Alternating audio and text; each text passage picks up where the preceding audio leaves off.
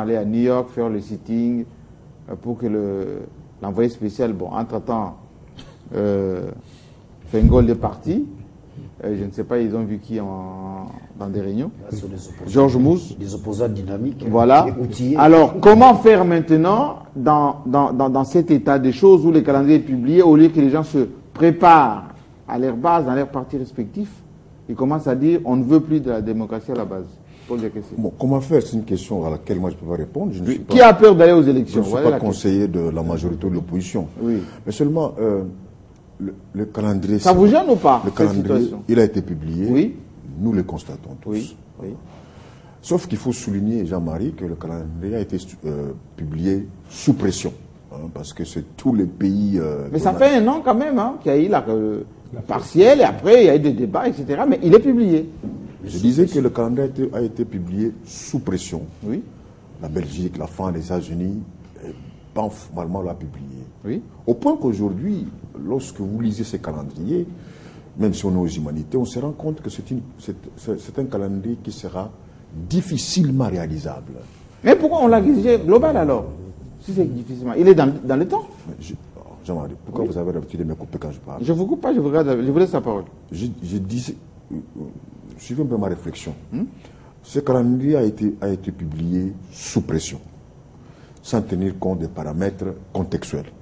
Lesquels? Au point qu'en regardant maintenant ce calendrier objectivement, on se rend bien compte qu'il sera difficilement réalisable, compte tenu de la complexité d'abord des élections locales, combien de maires nous aurons, combien de contentieux à gérer. Alors moi, je me rends bien compte... Oui. Je dis ça souvent, Malou Malou, c'est quelqu'un, soit il est hyper intelligent, soit c'est le contraire. Et ici, c'est comme si il a tendu un piège, et à la majorité, et à l'opposition. Mais c'est un piège ou il a fait son travail? C'est ma réflexion, Jean-Marie, je l'assume. Bon. C'est un piège et pour la majorité et pour l'opposition. Parce que je me dis que ce candidat ne sera pas tenu. Oui.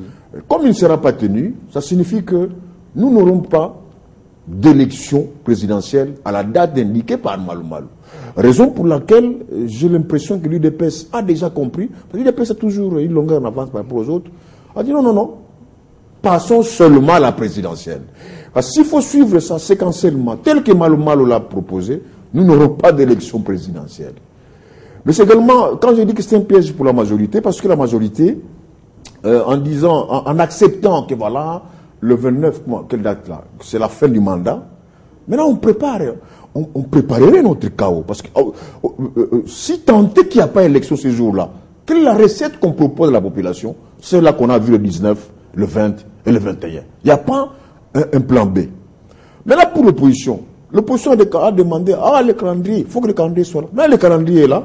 L'opposition se rend compte que ça sera difficile. Parce que maintenant, il faut se préparer avoir la majorité au niveau local, provincial, etc.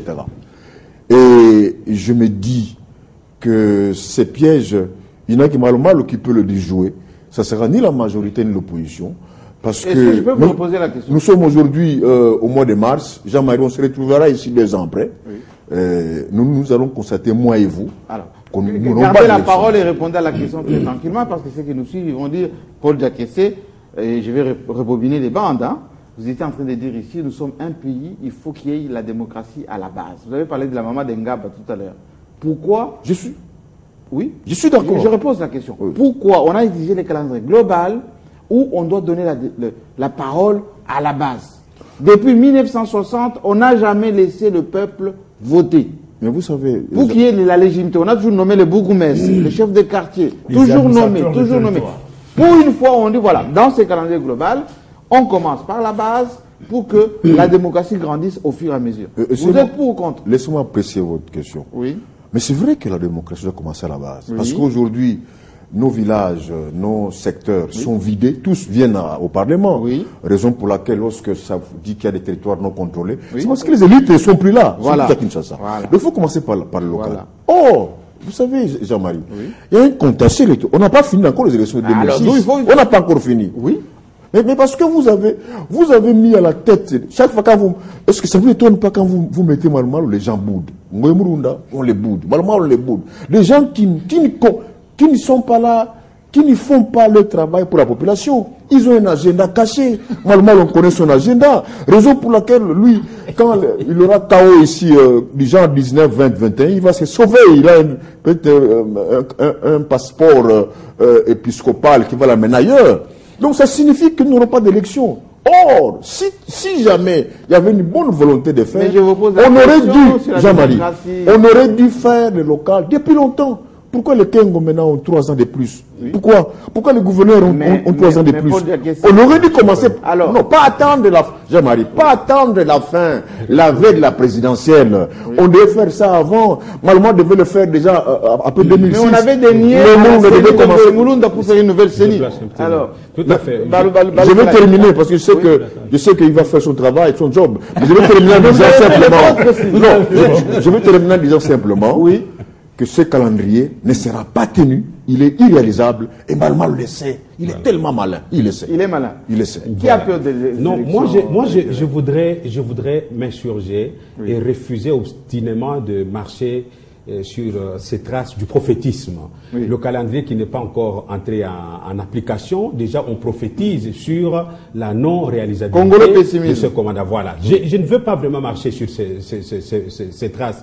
Je crois que la classe politique actuelle doit être responsable de ses actes, parce que ces actes vont suivre cette classe et un jour elle répondra devant les tribunaux de l'histoire. La même classe politique a condamné la feuille de route qui a été présentée il y a une année ou plus par la CENI.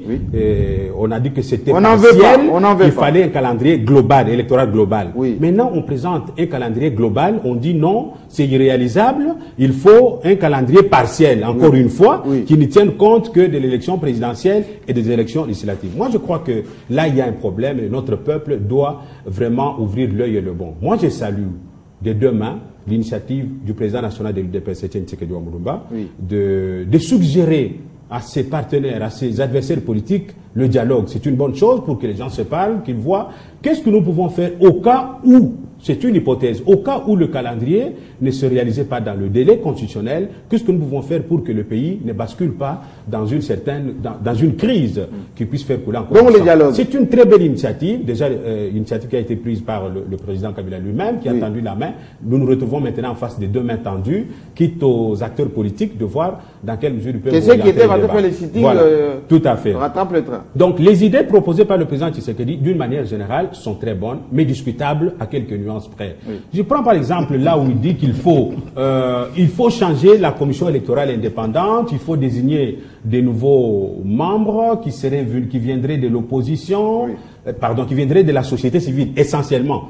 J'ai son mémo, adressé d'ailleurs plusieurs jours auparavant à la MONUSCO, à la communauté internationale. Ce n'est que plus récemment que c'est tombé dans l'opinion. Ce sont de très bonnes idées, mais c'est discutable parce que la composition actuelle de la CENI, c'est une composition consensuelle. Il y a des partisans de l'opposition, le porte-parole et tous les autres, la majorité aussi, la société civile. Mais s'il faut aujourd'hui changer la commission électorale indépendante, ça veut dire qu'on veut indirectement violer la Constitution pour ne pas tenir les élections dans le délai. Je crois que le pas déjà franchi par cette équipe, quels que soient les préjugés que les uns et les autres peuvent nourrir, c'est tout à fait légitime, à moins qu'on apporte la preuve. C'est un pas dont il faut tenir compte pour que chacun, en dépit des contraintes qui sont présentées, qui ne sont pas des obstacles, mais qui sont en fait une invitation adressée à la classe politique à pouvoir s'impliquer dans l'organisation de ces élections. Alors vous prenez... Je suggère, pour terminer, que la classe politique puisse mûrir les propositions du président Etienne Tshisekedi, mais qu'on respecte le calendrier parce qu'il n'y a pas de scrutin moins important que les autres. La CENI est en train d'élaborer un atlas électoral qui reprend toutes les localités, mais également tous les secteurs et même les communes qui sont érigées dans la nouvelle loi comme circonscription électorale, ce qui fait que ça va réduire un tout petit peu la marge de faute pour les prochaines élections. Absolument. Il faut qu'on y aille au lieu de reculer parce que la population à la base a droit aussi de se désigner ses propres dirigeants au lieu que nous ayons des administrateurs des territoires et des maires nommés par ordonnance présidentielle. Alors une minute parce qu'il faut qu'on cède la place au journal. Mais Daniel Safo, très rapidement. Monsieur Jean-Marie, je suis d'avis avec Paul Diakessi. Pourquoi? Il trouve que les calendriers irréalisables. Mais vous avez parlé de global ici. Oui, on voulait vraiment les calendriers. Oui, alors, le partiel d'Ngoïmoulou, vous avez refusé Ngoïmoulou. On ne voulait pas un calendrier où les dates sont juxtaposées. C'est dangereux. Oui. Et on ne voulait pas aussi un calendrier sous pression. On sent qu'il y a eu pression. Alors, on fait quoi maintenant, monsieur? Quand vous prenez, je ne suis pas juriste, on fait quoi maintenant? L'article 144, vous dites la publication, la loi électorale devrait, n'est-ce pas, entrer en vigueur 30 jours après. Et les calendriers entrent. Les mêmes jours où on publie la loi, les mêmes jours où vous avez les calendriers, ça pêche même à la Vous voulez les calendriers globaux, oui ou non? C'est dangereux. Non. On va même à l'encontre de la loi. 30 jours après, la loi entre en vigueur, mais on avait déjà les calendriers quelques heures après. C'est dangereux. Donc, qui a peur d'aller aux élections? Non, non, c'est pas question, on a peur d'aller aux élections. Oui. Mais l'expérience nous rend sages. Nous avons affaire à un peuple qui, moi je suis en train d'assimiler, un lion tranquille. Par rapport aux événements de 19, 20, 21, on a affaire à un lion tranquille. Nous ne voulions plus perdre, n'est-ce pas? Les Congolais on a perdu beaucoup d'hommes. Beaucoup sont tombés. Beaucoup sont morts. Allez rapidement. Mais rapidement, je vais rapidement. Oui. Je pense que les calendriers en soi est porteur, n'est-ce pas, des germes des conflits. Il y a possibilité. On fait quoi? Le visionnaire du pays vient de donner son plan. Lui, donc le dialogue. Donc on va glisser. Parmi les vertus de la démocratie, il y a les dialogues. Oui. Les dialogues ne pas se dire. Donc c'est le glissement. Le glissement est là. Et Kabila a laissé, il y a glissement. La classe politique. Donc le glissement est là. On doit expliquer à la population. On doit expliquer à la population. Que la disposition constitutionnelle pour éviter sera appliquée. Pour ne pas provoquer les lions tranquilles, on doit l'expliquer. Voilà, il va y avoir glissement. Et on doit gérer les glissements. Les glissements ne doivent pas être gérés par la majorité, ni par l'opposition. Les forces vives de la nation doivent se retrouver ensemble pour dégager les consensus. Donc, tout le monde prépare le glissement. Non, on ne prépare pas, c'est la majorité qui prépare les glissements. Je préfère l'opposition n'a pas de moyens aussi. Pour répondre à la question. Qui a peur des élections? L'opposition a peur des élections. C'est pas la classe politique, c'est pas la majorité. Mon cher ami, qui termine parce qu'on doit laisser la place. Je persiste et je signe étant donné que... Attendez, terminez rapidement, monsieur. S'il a reçu son programme, il n'a pas perdu. Terminez rapidement. Ce sont les attitudes de ceux qui ne veulent pas qu'il y ait des élections. Je dis ceci, la question est claire. Qui a peur des élections? Je réponds.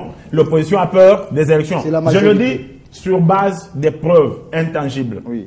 Vous avez posé des questions à Diakessé et à Daniel qui ont voulu qu'il y ait un calendrier global. C'est l'opposition. Au conclave de Fatima délimité, c'était une exigence. Curieusement, c'est eux-mêmes, la même opposition, qui fait un revirement à 90 degrés par rapport à ceci. Préparez-vous aux élections. Tout ce que vous pouvez faire comme stratégie doit aller dans le sens d'accompagner la CENI, dans laquelle Joseph Kabila et ses lieutenants ne siègent pas. Il y a la majorité de l'opposition et la société civile. Il y a déjà consensus dans la CENI. Donc, il ne faut pas aller plutôt dans des problèmes d'outre-mer, chercher des problèmes à Je suis obligé de vous couper. Qui n'ont rien à voir avec la réalité. Parce qu'on doit laisser la place au journal des Grâces à Lambeau. Alors, vous avez le même discours. On doit aller absolument. J'étais avec vous. On doit absolument. Son programme n'a pas été on doit absolument laisser la place. On va y revenir avec force de détail. Portez-vous bien. Et vous l'avez su. Portez-vous bien. À la semaine prochaine avec le même plaisir. Vous avez bien compris que au club, le débat est très ouvert. À la semaine prochaine. Bye bye.